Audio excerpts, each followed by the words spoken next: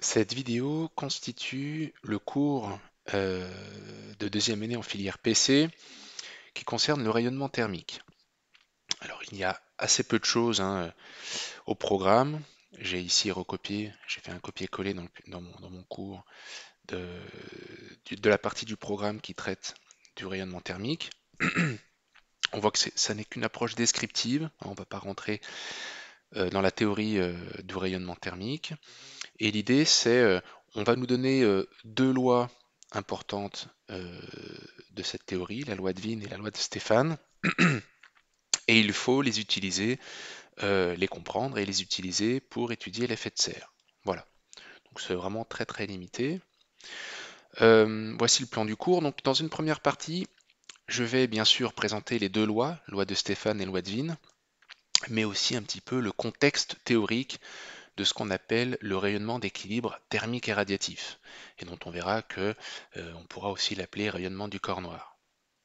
Et puis dans une deuxième partie, euh, on étudiera l'effet de serre, bon, dans un premier temps avec une simple vitre, et ensuite en considérant la Terre euh, et l'atmosphère, et puis l'effet de serre dû à l'atmosphère. Voilà.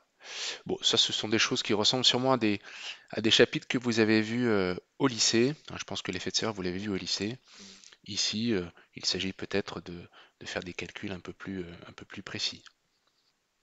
Alors, commençons déjà par euh, savoir de quoi l'on parle. Qu'est-ce que c'est que le rayonnement thermique? Bon, il y a une chose que vous connaissez déjà, c'est que tout corps qui a une certaine température euh, émet un rayonnement électromagnétique. Hein. Donc là, je répète des choses que vous avez vues sûrement au lycée.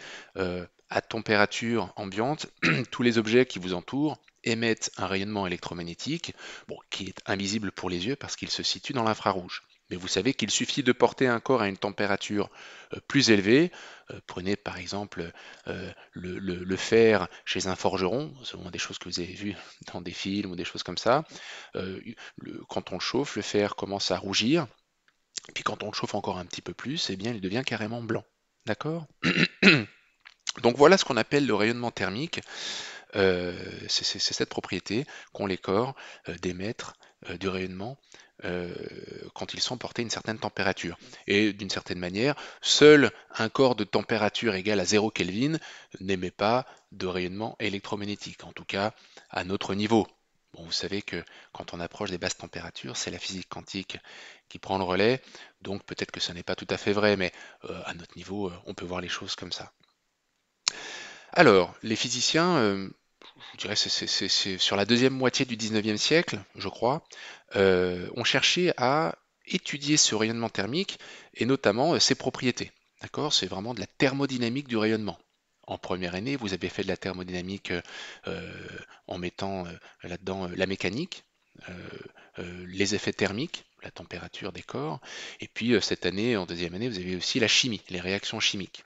Mais en fait, vous savez que la thermodynamique est une théorie qui chapeaute toute la physique-chimie, et donc finalement, tous les domaines de la physique-chimie peuvent être envisagés sous l'angle de la thermodynamique, c'est-à-dire avec les deux concepts clés d'énergie, d'une part, et d'entropie. Ok? Et donc, bah là, ce qu'on va faire, c'est qu'on va faire de la thermodynamique, mais avec le rayonnement électromagnétique. C'est pas du tout quelque chose qu'on avait fait jusqu'à présent, si ce n'est qu'on avait quand même dit, dans la théorie de Maxwell, que les champs électromagnétiques, enfin, le champ électromagnétique, était capable de stocker de l'énergie. D'accord? Donc finalement, quand on commence à parler d'énergie, on est dans la thermodynamique, même si on ne l'avait pas mentionné à ce moment-là. Et donc, euh, l'idée, typiquement, ça va être de savoir, quand on a comme ça un rayonnement électromagnétique qui est à l'équilibre thermodynamique avec de la matière, par exemple, eh bien, quelles sont les caractéristiques de ce rayonnement? Typiquement, on va s'intéresser à l'énergie contenue dans ce rayonnement et puis à sa répartition spectrale, c'est-à-dire son spectre en longueur d'onde ou son spectre en fréquence. Vous savez que on peut représenter le spectre soit en longueur d'onde, soit en fréquence. Alors on se doute que c'est pas évident expérimentalement de, d'étudier un rayonnement électromagnétique en équilibre avec de la matière, parce que le rayonnement a cette propriété qu'il se propage tout le temps, donc en général il s'en va. Donc il faut réussir à le piéger. Donc c'est pour ça que la situation expérimentale et théorique, hein, usuelle, est la suivante. On a une cavité comme ça, donc des parois matérielles, hein, solides, qui enferment du vide, d'accord, il n'y a pas de gaz, hein, c'est du vide, et dans ce vide, on a évidemment du rayonnement électromagnétique. La constitution des parois importe peu, la seule chose qui compte, c'est que le rayonnement ne puisse pas s'échapper de la cavité. D'accord? Il peut être absorbé par les parois ici, mais on sait que à l'équilibre, il y aura une partie absorbée, une partie qui sera réémise. En tout cas, ce qui compte, c'est qu'il n'y a pas de rayonnement qui puisse vraiment s'échapper de la cavité, c'est-à-dire pénétrer loin dans les parois et ressortir vers l'extérieur. Tout le rayonnement est piégé. Et on s'arrange pour que les parois solides qui entourent, enfin qui constituent la cavité, soient à une température T stationnaire, et on attend suffisamment longtemps pour que le rayonnement à l'intérieur de la cavité soit à l'équilibre thermodynamique avec la matière constitutive des parois. Bon, ça vous le savez, hein, c'est quelque chose d'assez classique, on vous en a déjà parlé. Si on attend suffisamment longtemps, en général, les systèmes se mettent à l'équilibre thermodynamique, c'est-à-dire que les paramètres d'état du système sont indépendants du temps et que le système n'échange pas d'énergie avec l'extérieur. Vous vous rappelez que c'est ça la définition de l'équilibre thermodynamique. Bon, donc ça c'est vraiment la situation théorique qui a été étudiée et on parle dans ces cas-là, le rayonnement ici, on dit que c'est le rayonnement d'équilibre, pour bien dire que c'est le rayonnement qui est en équilibre thermodynamique avec euh, la matière constitutive des parois. Et ces parois, elles peuvent être réfléchissantes, totalement absorbantes ou entre les deux, ça n'a pas d'importance. Alors évidemment, expérimentalement, comment fait-on pour mesurer l'énergie électromagnétique stockée dans la cavité et notamment aussi sa répartition en longueur d'onde? Ben, on est obligé de laisser un petit peu de rayonnement sortir, c'est pour ça qu'on fait un tout petit trou dans la cavité pour que un petit peu de la lumière, enfin, du rayonnement s'échappe et puis on a ici un appareil qui va mesurer la puissance reçue et ça nous donnera une information sur l'énergie stockée dans la cavité et puis on peut aussi évidemment tracer le spectre en longueur d'onde du rayonnement reçu. Évidemment, l'idée, c'est que le trou soit suffisamment petit pour que l'équilibre thermodynamique qui était établi entre le rayonnement et les parois de la cavité ne soit pas rompu. Bon, ça, c'est quelque chose d'assez classique en thermodynamique expérimentale. Quand on fait des expériences, on n'est jamais vraiment à l'équilibre, mais on s'arrange pour être le plus proche possible de l'équilibre thermodynamique. Bien, vous voyez que pour le moment, j'ai parlé de rayonnement thermique dans une cavité, j'ai parlé d'équilibre thermodynamique, mais je n'ai pas encore parlé de corps noir. Alors, vous allez voir qu'il y a souvent une confusion un petit peu entre la notion de rayonnement dans la cavité et puis la notion de rayonnement thermique par un corps noir. On va voir pourquoi il y a cette confusion, mais je vais définir déjà ici ce qu'est un corps noir. Alors, vous avez la définition là dans le, dans le PDF tapé à l'ordi. Donc un corps noir, c'est un corps, c'est de la matière, hein, c'est de la matière qui absorbe tout le rayonnement incident. D'accord? Donc on a un corps comme ça, tous les rayonnements électromagnétiques qui atteignent ce corps sont absorbés. Ah, vous savez de toute façon qu'un corps, il peut se passer trois choses, hein, quand, quand un rayonnement arrive sur un corps, sur de la matière. euh, Soit le rayonnement est réfléchi, soit il pénètre dans le corps et il y est absorbé, soit il pénètre dans le corps, il n'y a pas d'interaction et le rayonnement ressort. D'accord? Typiquement, si vous avez un miroir, vous savez que quasiment tout le rayonnement est réfléchi. Si vous avez une, une pierre noire comme ça, éclairée par le soleil, bah, vous savez que quasiment tout est absorbé, en tout cas toute la lumière visible est absorbée. Et puis si vous prenez une vitre, bah, vous voyez que quasiment tout est transmis. Donc voilà les trois types d'interactions entre guillemets qu'il peut y avoir entre un rayonnement et un corps et de la matière, réflexion, absorption, transmission. Bon, évidemment, les corps en général ne sont pas parfaitement réfléchissants, parfaitement absorbants ou parfaitement transparents. Ils sont un petit peu détroits en général. Mais voilà, nous ce qu'on va appeler un corps noir, c'est le cas extrême où le corps absorbe tout type de rayonnement incident, quelle que soit la longueur d'onde, que ce soit des infrarouges, du visible, des ultraviolets, etc. Bon, évidemment, c'est un objet théorique, hein, comme souvent, on se donne des concepts comme ça théoriques simplificateurs qui nous permettent tout de même de comprendre les situations plus réalistes. Donc c'est juste ça, vous voyez que on ne dit rien du rayonnement émis par le corps. on dit juste ici que tout ce qui est incident sur lui est absorbé. Et évidemment, ce corps, puisqu'il a une certaine température, on le sait, j'en ai parlé en début de chapitre, il émet aussi un rayonnement. D'accord? Mais ce sont deux choses différentes. Il y a un rayonnement incident émis par un corps extérieur, hein, le soleil par exemple, qui arrive sur le corps, il absorbe tout. Et par ailleurs, il s'avère que ce corps émet aussi son propre rayonnement. Et vous vous en doutez, le rayonnement émis par un corps noir, on va appeler ça le rayonnement du corps noir. Alors, ok, mais alors, quel rapport avec le premier paragraphe? Eh bien, euh, il s'avère, donc voilà, j'ai dessiné ici un corps noir, vous voyez, un corps quelconque, on va l'imaginer solide, c'est plus simple, et le rayonnement émis par ce corps, je l'ai ici tracé avec des petites flèches, il s'avère que les caractéristiques du rayonnement émis par un corps noir sont identiques euh, aux propriétés du rayonnement qui est piégé dans la cavité. Donc c'est ça le lien entre le rayonnement thermique à l'équilibre avec la matière que j'ai mentionné dans le premier paragraphe, et puis le rayonnement émis par un corps noir. On voit bien que ces deux situations sont clairement très différentes, mais il s'avère que les caractéristiques sont les mêmes. Alors ça, je ne vais pas le démontrer, on l'admet, d'accord. Je crois que c'est Wien qui a montré ça, ou Kirchhoff, je ne sais plus. J'ai étudié ça il y a un petit moment, je ne me rappelle plus. Mais on peut montrer ceci. Alors il y a quand même une différence majeure entre les deux situations. Bon, déjà ici, le rayonnement est piégé et à l'équilibre avec la matière, alors que là, le rayonnement n'est pas piégé, et surtout, il n'est pas en équilibre avec la matière constitutive du corps noir. Bah, bien sûr, vous voyez bien que le corps noir ici n'est pas à l'équilibre thermodynamique, parce qu'il donne de l'énergie à l'extérieur, sous la forme d'un rayonnement électromagnétique. Et donc, ce qui est intéressant dans la situation corps noir, c'est que finalement, les caractéristiques du rayonnement, eh bien, elles sont aussi valables hors d'équilibre thermodynamique. Alors qu'ici, les caractéristiques du rayonnement, on les avait, enfin, on les étudie à l'équilibre thermodynamique. Donc, c'est plus intéressant euh, en pratique. D'accord? Alors, j'ai parlé de caractéristiques, mais j'anticipe un petit peu sur la suite. C'est quoi les caractéristiques du rayonnement? Ici, comme on est dans une cavité, c'est vrai que c'est surtout l'énergie contenue dans le volume, et puis après, par unité de volume qui va nous intéresser, c'est plutôt l'énergie volumique. Alors qu'ici, bon, bah, quel volume on va prendre? C'est pas le volume du corps noir, le volume extérieur n'est pas vraiment défini. Donc ici, ce qui va nous intéresser, c'est plutôt la puissance transportée par le rayonnement. Et puis, comme on peut définir des surfaces facilement, ici, on parlera plutôt de puissance surfacique. Ok?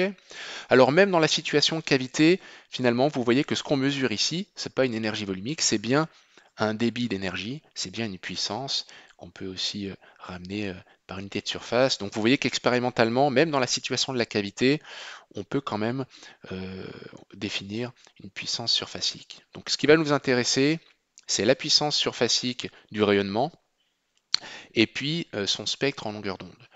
Et donc dans la suite du chapitre, parfois quand ce sera plus facile de penser, avec ça je parlerai de la cavité, et parfois, parce que ce sera plus simple de penser comme ça, je parlerai euh, du rayonnement émis par le corps noir. Mais il faut vraiment, j'hésiterai pas à passer d'une situation à l'autre, parce que simplement, il s'avère que les rayonnements ont les mêmes propriétés. Ok. Il y a d'ailleurs certains bouquins qui, euh, qui vont jusqu'à euh, assimiler les deux situations, donc je vais vous remettre ça, assimiler les deux situations l'une à l'autre en disant que ceci est un corps noir. Alors moi, j'ai jamais vraiment été convaincu par ce type de discours. Je vois pas en quoi cette cavité serait un corps noir. C'est pas, déjà, la cavité n'est pas matérielle, hein, je veux dire, à l'intérieur de la cavité, c'est le vide, enfin, c'est le vide de matière en tout cas.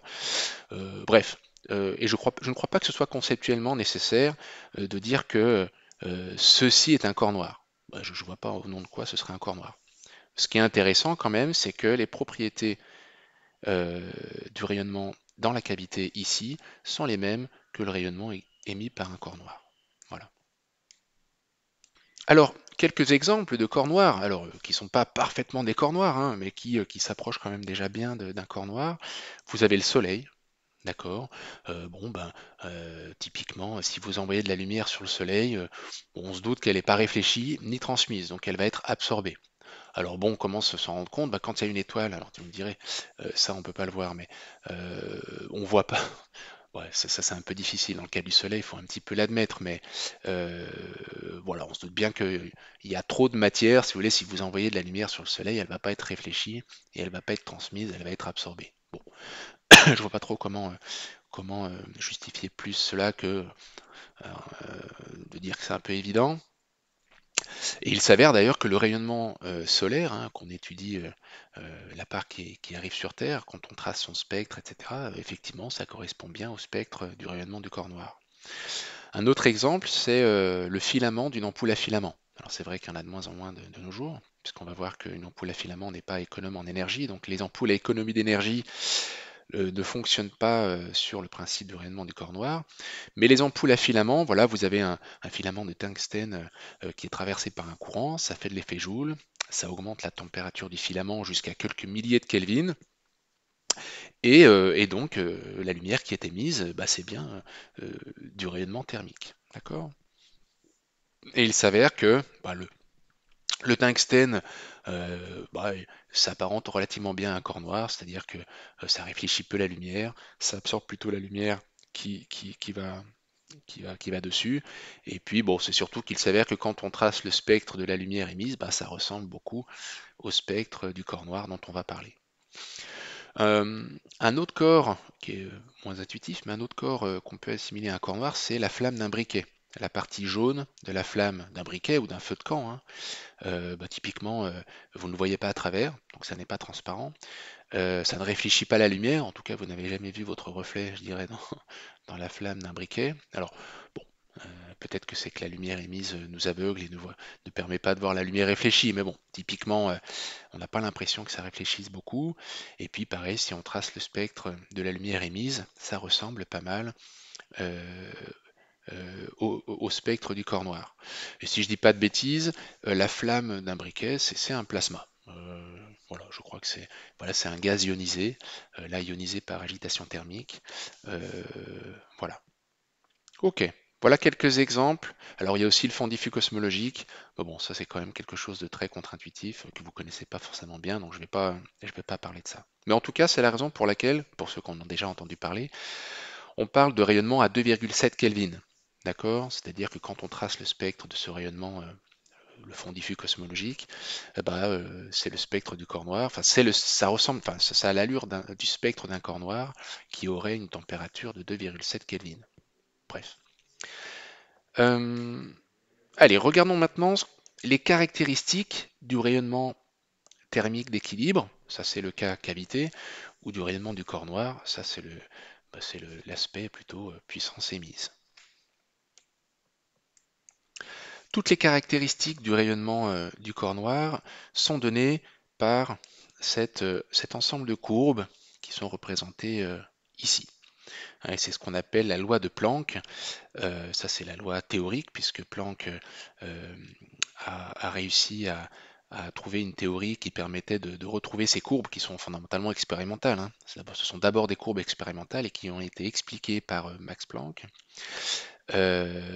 Et donc c'est un spectre, hein, tout simplement. Ça, c'est les courbes ici en noir, hein, elles sont tracées. Voilà, vous avez cette courbe-là. Ça, c'est le spectre euh, d'un corps noir qui fait 6000 Kelvin. Ou bah, c'est le spectre de la lumière dans la cavité quand la cavité est portée à 6000 Kelvin. Puis là, c'est le spectre du rayonnement émis par un corps de 5000 Kelvin, etc. Donc là, on a 4 températures, on pourrait en mettre plus, hein. Et c'est donc bien un spectre, alors ici un spectre en longueur d'onde, et on va discuter ici de ce qui est représenté en ordonnée. Vous savez que au cours de l'année, je vous en avais déjà parlé, en général, quand on parlait de spectre en longueur d'onde, euh, spectre de la lumière, on précisait pas trop ce qu'il y avait en ordonnée. Bon, chose qu'il ne faut pas trop faire en physique habituellement, mais j'avais dit que ça avait un rapport avec l'énergie transportée ou stockée par le rayonnement. Là, on va aller un petit peu dans le détail. Et disons que la loi de Planck, c'est la loi mathématique qui permet de reproduire ces courbes. Euh, et la loi de Planck contient toute l'information qu'on a à connaître sur, euh, sur le rayonnement du corps noir. Mais cette loi n'est pas au programme, mais on va voir que c'est à partir de cette loi on va voir, on va l'admettre, c'est à partir de cette loi qu'on va établir, enfin qu'on peut établir la loi de Stéphane et la loi de Wien, qui sont les deux lois au programme. Mais disons que c'est bien la loi de Planck qui contient vraiment toute l'information sur les caractéristiques du rayonnement du corps noir. Alors, donc, comme je l'ai marqué ici dans le police, qu'il y a en ordonnée, alors là c'est marqué intensité, vous pouvez oublier ça, c'est ce que j'ai appelé la densité spectrale d'énergie volumique, et ici une densité spectrale en longueur d'onde. Donc voyons un petit peu ce qu'est une densité spectrale d'énergie volumique. Je vais vers le polymanuscrit. Alors, c'est quelque chose qu'on a évoqué rapidement dans le cours laser, mais j'avais dit que je préciserais cela dans le chapitre rayonnement thermique. Donc avant de parler de densité spectrale d'énergie volumique, commençons déjà par parler d'énergie volumique. Donc je note ça petit u. Donc l'idée, alors là c'est la situation dans la cavité qui est la plus intuitive. Donc je reviens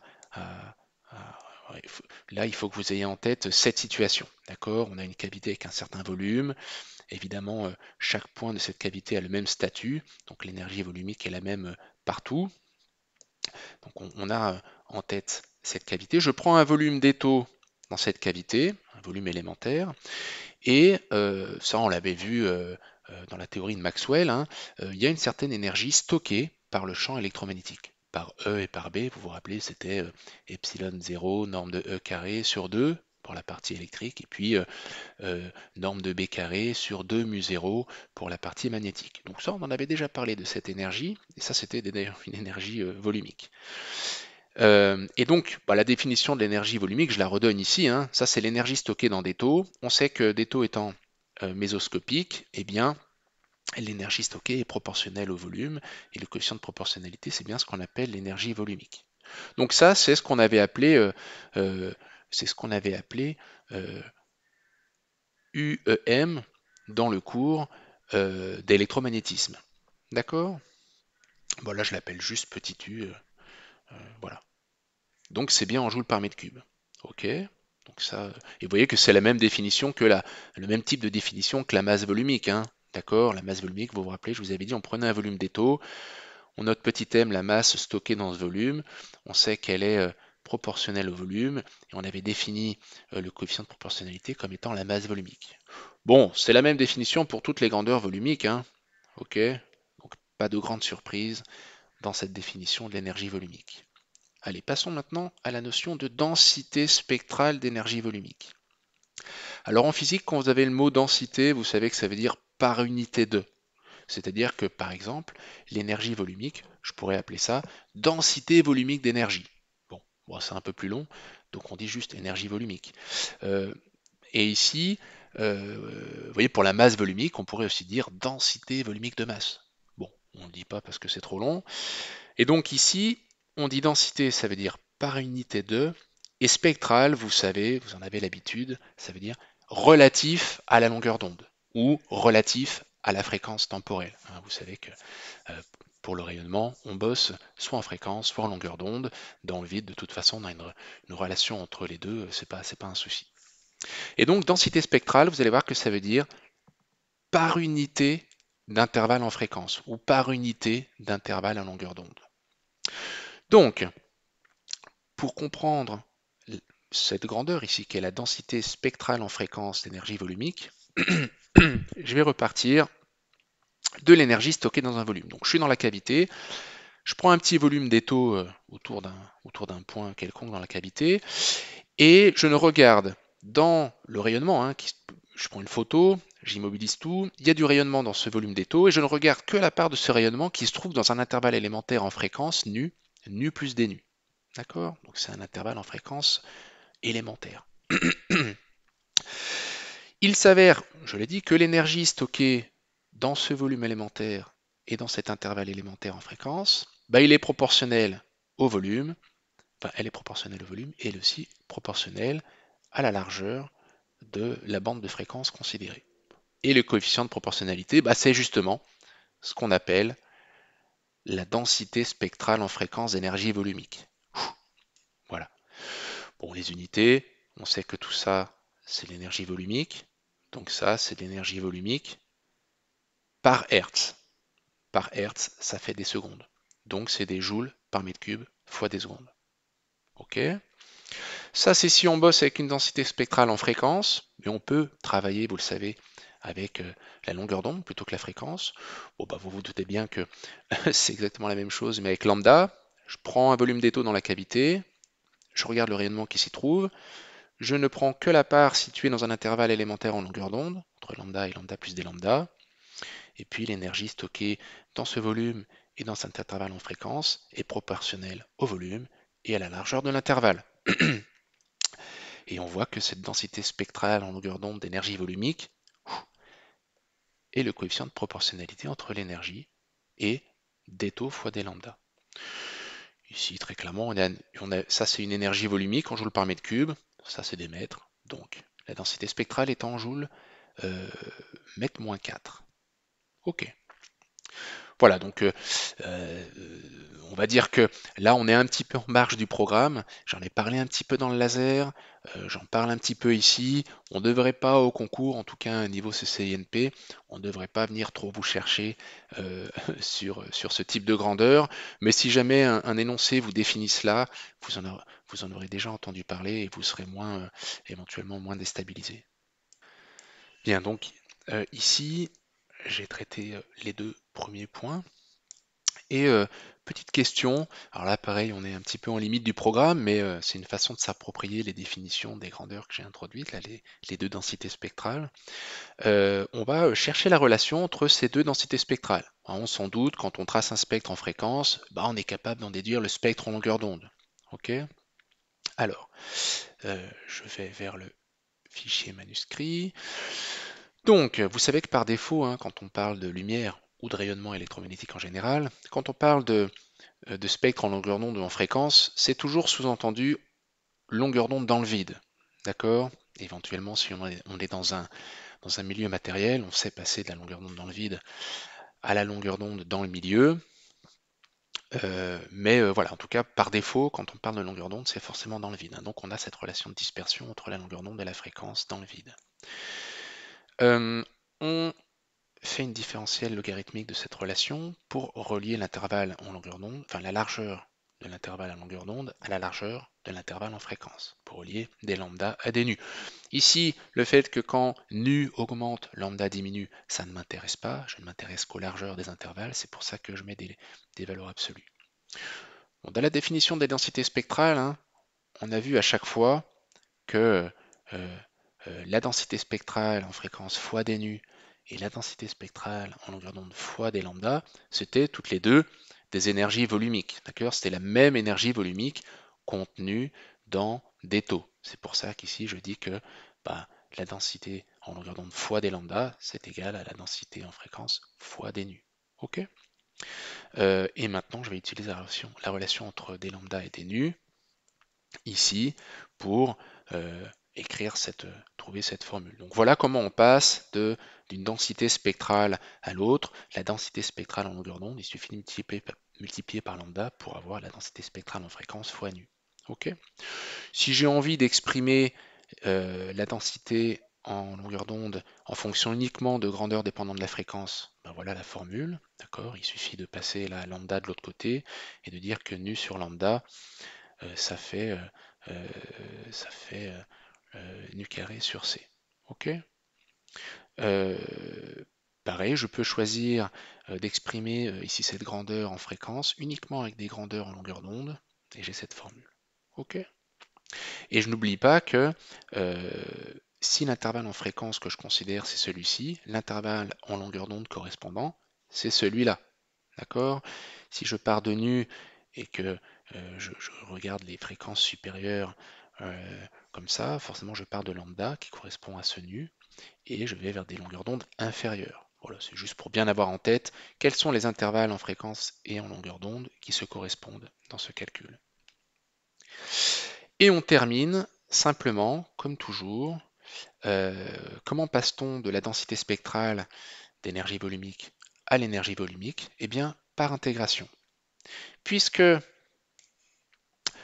U nu Ici, la densité spectrale en fréquence, c'est l'énergie volumique qui est contenue dans cet intervalle particulier. Si je somme sur tous les intervalles en fréquence possibles, d'accord, entre nu égale 0 et nu qui tend vers l'infini, eh bien j'aurai l'énergie volumique totale euh, stockée dans le point de l'espace que je considère.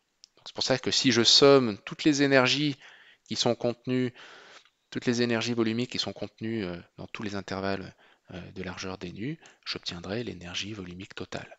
Bon, vous savez que ça, c'est exactement la même formule que, je ne sais pas moi, que dire que la masse stockée dans un volume, c'est l'intégrale triple des masses élémentaires contenues dans chaque volume d'étau et qu'on décrit comme ceci, ρ d'étau. D'accord? Là, typiquement, j'ai le lien entre la masse et puis sa densité volumique, sa masse volumique. Bah, vous voyez que c'est exactement le même type de formule que le lien entre U et le U par unité de fréquence. D'accord? Voilà.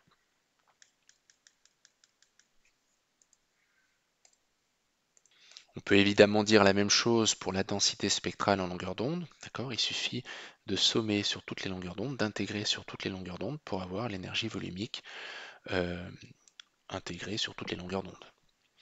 Ok, donc quelle est la contrepartie graphique de ce que je viens de dire? Eh bien, simplement, hein, ici je vous rappelle que c'est U indice lambda, d'accord? C'est ceci qui est représenté en ordonnée, d'accord?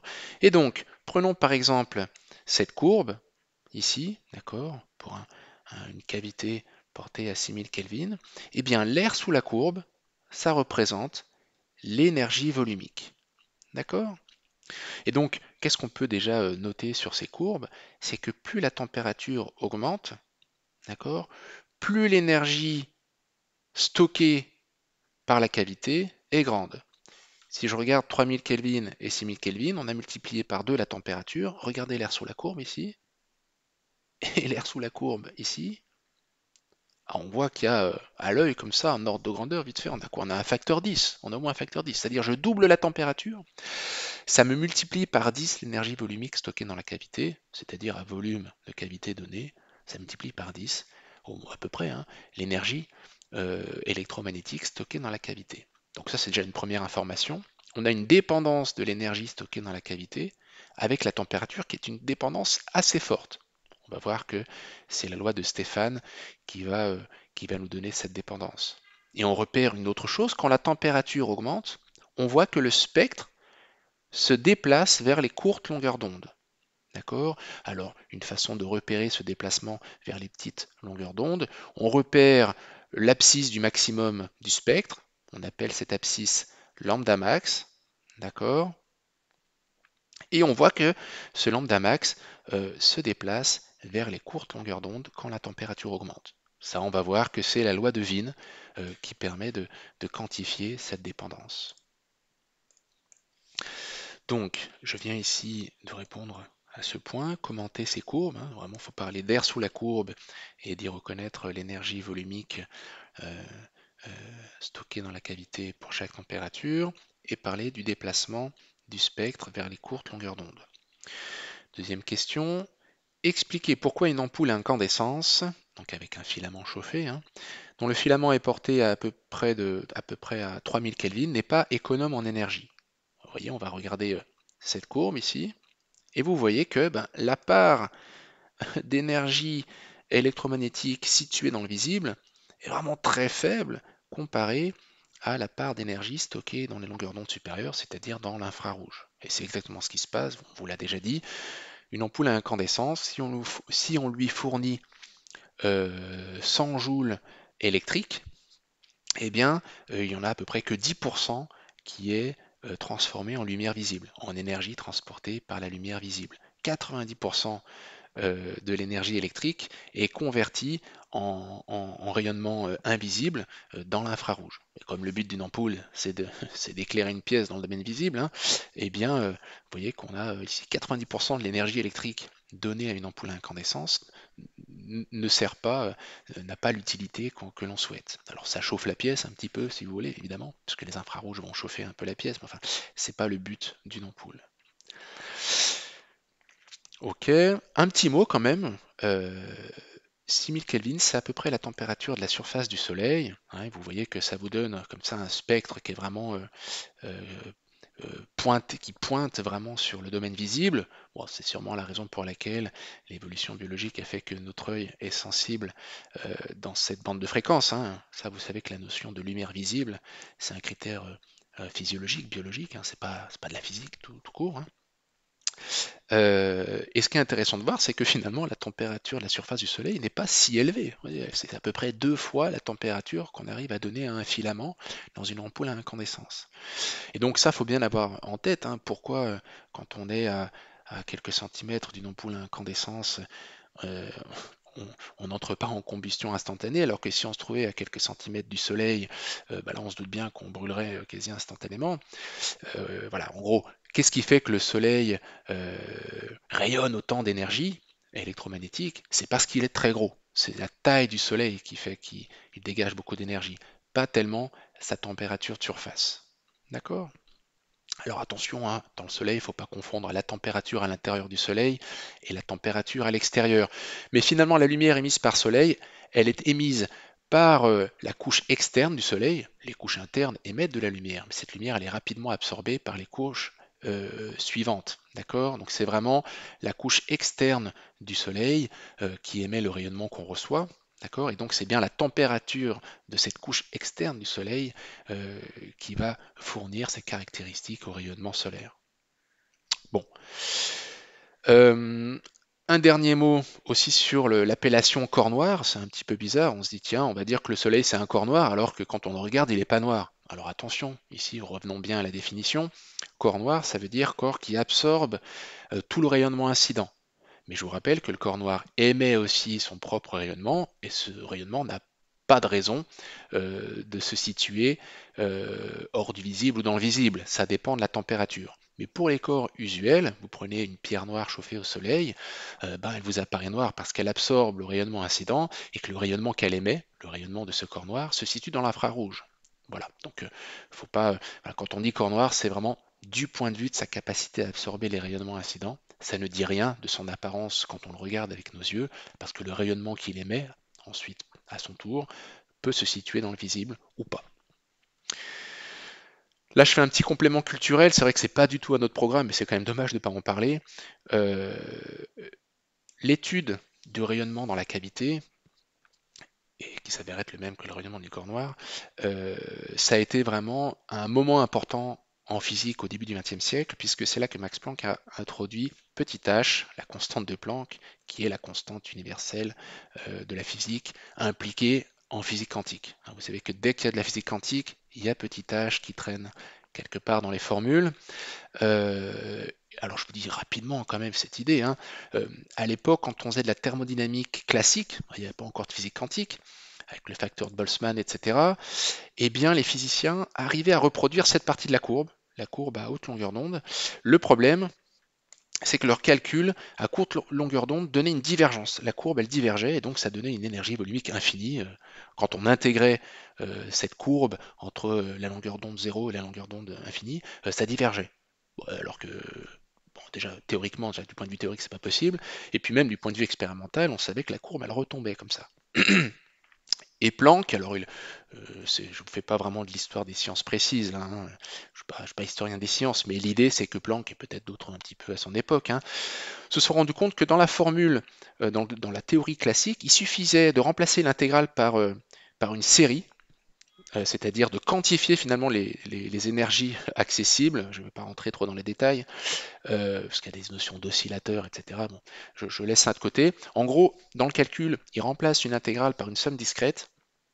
Alors, quand il discrétise, il est amené à introduire une constante auxiliaire qu'il appelle petit h, puisque auxiliaire se dit comme ceci en allemand, hein. C'est donc petit h, c'est la première lettre du mot auxiliaire. Donc petit h, c'est clairement une constante qu'il a introduite comme ça parce qu'il avait besoin de discrétiser un calcul sur un continuum, initialement sur un continuum. Et en discrétisant, eh bien, ça permettait de retrouver cette partie de la courbe expérimentale. Alors évidemment, quand il a introduit cette constante, qu'il a discrétisé les niveaux d'énergie accessibles aux oscillateurs dans sa théorie, etc., il ne comprenait pas ce que ça voulait dire. D'accord? Il a fallu à un moment interpréter physiquement le fait qu'en introduisant une somme discrète à la place d'une intégrale, ça permettait de retrouver les résultats expérimentaux. Et donc, vraiment répondre à cette question a été un des actes de naissance de la physique quantique et de la notion de photon, etc. Voilà, bref. Donc le corps noir, c'est assez important, c'est une pierre importante de la construction de la physique quantique, mais nous, on ne va pas du tout parler de ça. Bien, donc cette loi de Planck, elle n'est pas vraiment en programme, hein. Vous avez vu qu'elle n'est pas mentionnée par le programme. Je vous l'ai donnée pour vous dire un petit peu d'où viennent les lois de Stéphane et puis la loi de Wien. Ça, ce sont les deux lois qu'on est susceptible de vous donner au concours et à partir de lesquelles vous devez étudier des situations de rayonnement thermique.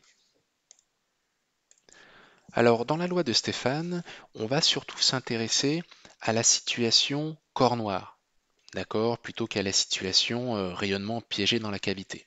Donc, on se met vraiment en tête, on a comme ça un corps solide, par exemple, vous pouvez imaginer que c'est une pierre, et on s'intéresse au rayonnement émis par cette pierre. Et dans cette situation, on sait que, alors je pourrais évidemment très bien ici euh, prendre un petit volume d'étau, ici à l'extérieur du corps, euh, et puis regarder l'énergie contenue dans ce volume d'étau et parler d'énergie volumique, comme je l'avais fait dans la cavité là-haut. D'accord? Mais on voit bien qu'ici, dans cette situation où un rayonnement est émis, il est plus intéressant de dessiner une surface qui entoure le corps et de calculer l'énergie qui traverse cette surface par unité de temps. D'accord? Un débit d'énergie. Vous savez que ça, c'est la définition de la puissance. Donc, ce qui va nous intéresser ici, dans cette situation corps noir, c'est la puissance émise par ce corps noir dans toutes les directions. Ok? Voilà. Alors, sauf que on a vu avant que la loi de Planck concernait petit u, et quel est le lien entre l'énergie volumique et la puissance? Alors regardons ça. Vous vous rappelez que on a déjà vu dans notre cours, alors pour les OPPH, on avait fait un lien entre la puissance et l'énergie stockée. Vous vous rappelez que pour une OPPH, on avait montré que le vecteur pointing d'une onde plane progressive harmonique, on pouvait l'écrire comme l'énergie volumique stockée par cette onde fois la vitesse de déplacement de l'onde. D'ailleurs, c'est à partir de cette formule qu'on avait dit, tiens, cette formule nous dit qu'une onde électromagnétique transporte de l'énergie. On avait fait le lien avec la formule euh, J, mince, avec la formule J égale ρV qu'on avait rencontré dans le transport de quantité physique par convection, typiquement transport de masse par un fluide. D'accord? On avait fait le lien avec cette formule et on avait dit, tiens, grâce à cette formule, on peut effectivement dire euh, que les ondes électromagnétiques transportent de l'énergie. Mais ça, c'était pour euh, une géométrie type OPPH. Pour une géométrie plutôt sphérique, hein, on a vu que j'ai dessiné une sphère autour de mon corps noir. On regarde la puissance, enfin, l'énergie émise dans toutes les directions. Et comme on est dans une géométrie plutôt sphérique, eh bien la relation entre la puissance surfacique et l'énergie volumique, c'est pas tout à fait la même. Il y a un facteur 4 qui intervient. D'accord? Mais ça, c'est juste une question de géométrie. Il faut avoir en tête que on a toujours cette relation entre la puissance transportée par le rayonnement et l'énergie volumique stockée par le rayonnement. Donc, la loi de Stéphane, c'est la suivante. Alors, analysons chacun des termes. Attention ici, dans ce cours, quand je noterai un grand pi, un pi majuscule, ce sera toujours pour indiquer une puissance surfacique. Si j'ai envie de parler de puissance, je noterai ça grand P. Ok? Donc ici, on a une puissance surfacique qui est proportionnelle à la puissance 4 de la température. Alors, ici, très important, quand on va parler dans ce chapitre de puissance surfacique, il peut y avoir quelques confusions, quelques ambiguïtés. Donc il faut toujours bien avoir en tête de quelle puissance on parle et de quelle surface l'on parle. Ici, il s'avère que c'est la puissance émise par le corps noir par unité de sa propre surface. Donc si je reviens au dessin que j'avais fait là-haut, c'est un peu long, voilà. Donc c'est vraiment, voilà, je prends la surface comme ça de mon corps noir, je la connais, je multiplie la grandeur pi que je vous ai indiqué dans la loi de Stéphane, je multiplie pi par cette surface et ça me donne la puissance totale en watts émise par le corps noir. Et évidemment, comme la puissance, comme l'énergie se conserve, hein, on est dans un milieu où il n'y a pas d'absorption, etc., autour du corps noir. Donc si je prends une surface comme ça, toute la puissance émise par le corps, elle traversera n'importe quelle sphère que je centre comme ça sur le corps noir. Ok? Donc c'est pour ça que euh, la puissance surfacique de la loi de Stéphane, en multipliant par la surface du corps, me donnera accès à la puissance totale rayonnée par le corps. Et c'est cette grandeur, cette puissance en watts émise par le corps qui me sera utile par la suite. Bon, ça, on verra ça dans la deuxième partie. On appliquera ce que je suis en train de dire. Ok, donc ça c'est assez important. C'est la puissance émise par le corps noir par unité de sa surface, de la surface du corps noir. Ensuite, la température, c'est évidemment la température du corps noir, et ça c'est une constante de proportionnalité qu'on appelle constante de Stéphane. Ok? Elle vaut cette valeur numérique, elle est la même pour tous les corps noirs. Alors on peut essayer de faire un petit ordre de grandeur, là regardez, si on prend T égale 300 Kelvin, c'est la température à peu près ambiante, 3 puissance 4, ça fait 81, c'est 3 fois 3, 9, fois 9, 81. Et puis donc fois 100 puissance 4, ça fait 10 puissance 8, ça fait 3 10 puissance 10. Je multiplie par sigma, 3 fois 6, 18, ça fait à peu près 20. Là il me reste 1, ça me fait 2000 watts par mètre carré. Est-ce que je dis pas de bêtises? J'avais dit 10 puissance 10. Oh non, pardon. Ouais, non, j'avais plutôt pris 10 puissance 10. Non, j'ai une bêtise, ça va faire. Non, ça va faire 600, pardon. J'ai fait ça de tête. Ça fait 600 watts par mètre carré. Donc, si vous avez un corps qui fait un mètre carré de surface, eh bien, ça vous fait 600 watts. 600 joules par seconde. D'accord? Alors, toute longueur d'onde confondue, hein, évidemment, vous voyez qu'ici, la longueur d'onde n'intervient pas dans la loi parce que ça a été intégré en longueur d'onde. Hein. Pi ici faisait le lien avec l'énergie volumique, pas avec la densité spectrale. Donc il y avait déjà eu une intégration sur la longueur d'onde. Donc ça représente la puissance par unité de la surface du corps noir. Toute longueur d'onde confondue, c'est proportionnel à la puissance 4 de la température. C'est bien un peu ce que j'avais dit. Hein. J'avais dit, regardez, quand on double la température, l'air sous la courbe, elle n'est pas juste doublée, hein, on avait quasiment un facteur 10. Bon, en fait, c'est pas un facteur 10. Si je prends la loi de Stéphane, c'est 2 puissance 4. Et 2 puissance 4, ça fait 16. Bon, l'ordre de grandeur est respecté. Si je double la température d'un corps, ça multiplie par 16 la puissance surfacique qu'il émet. Sachant que surfacique, c'est par unité de sa surface. Bon, doubler la température, c'est pas forcément quelque chose qu'on fait très souvent. Donc on va plutôt se dire, tiens, si j'augmente la température de 10%, vous appliquez la formule du développement limité 1 plus epsilon puissance 4, avec epsilon très petit devant 1, et ça vous dit que la puissance surfacique émise par le corps noir est augmentée de 40%. D'accord? Donc une variation de 10% en température, c'est une variation de 40% en puissance émise. Voilà tout ce qu'on peut dire de la loi de Stéphane. Ensuite, la deuxième loi. Alors on avait vu dans les spectres que j'avais dessinés, hein, voilà, la loi de Planck, hein, la dépendance sur longueur d'onde, on a vu que plus la température du corps noir augmentait, plus le spectre était décalé vers la gauche, vers les courtes longueurs d'onde. Donc ça, j'avais dit que c'est la loi de Wien qui quantifiait tout cela. Eh bien, on repère l'abscisse du maximum du spectre, qu'on appelle lambda max, on multiplie ça par la température du corps noir, et il s'avère que ça, c'est indépendant du corps noir. C'est vrai pour tout, c'est la même, ce produit-là est le même pour tous les corps noirs. Et la valeur numérique de cette constante, c'est à peu près 3 à 10 puissance moins 3 mètres fois Kelvin. Voilà. Bon, j'avais pas vu que j'étais resté sur le fichier manuscrit, donc j'en suis à ce paragraphe-là. Voilà la loi de Wien.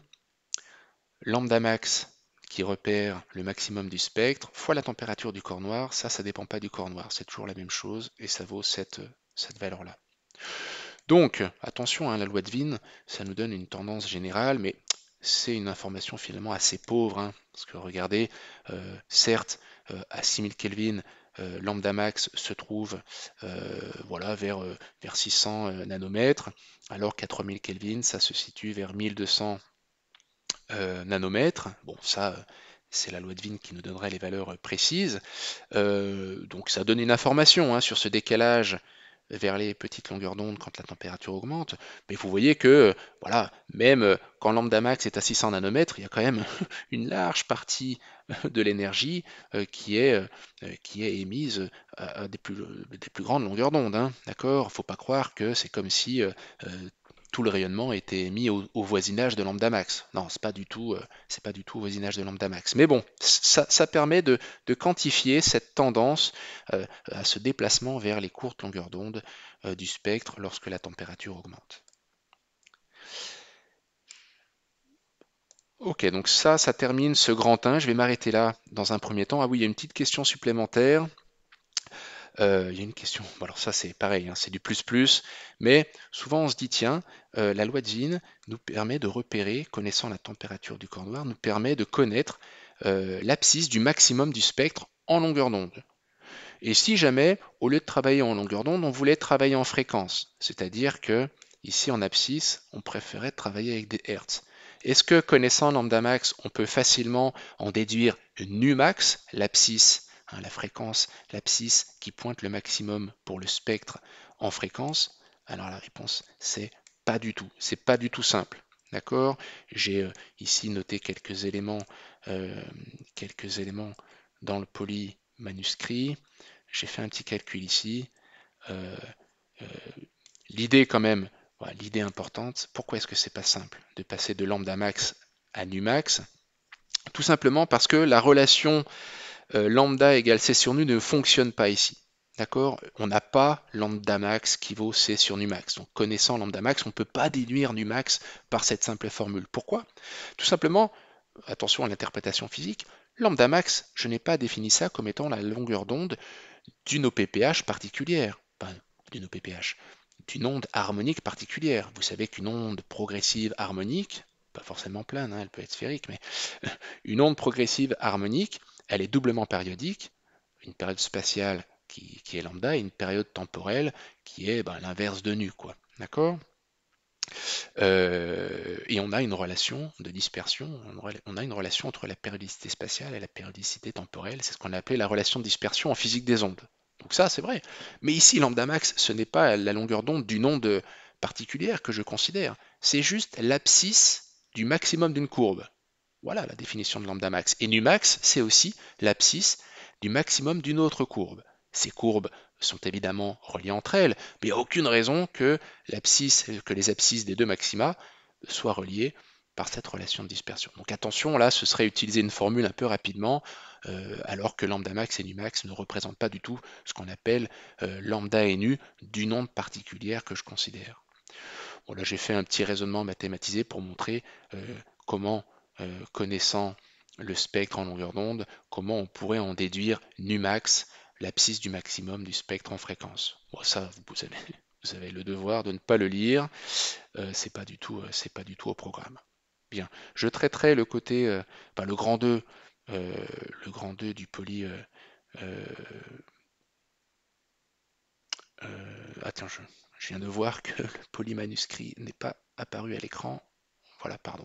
Voilà, c'est cette partie-là euh, où où je fais le calcul mathématique pour trouver nu max, connaissant la densité spectrale en longueur d'onde. Mais ça, bon, ne retenez que cette idée, vous ne pouvez pas utiliser lambda max égale c sur nu max.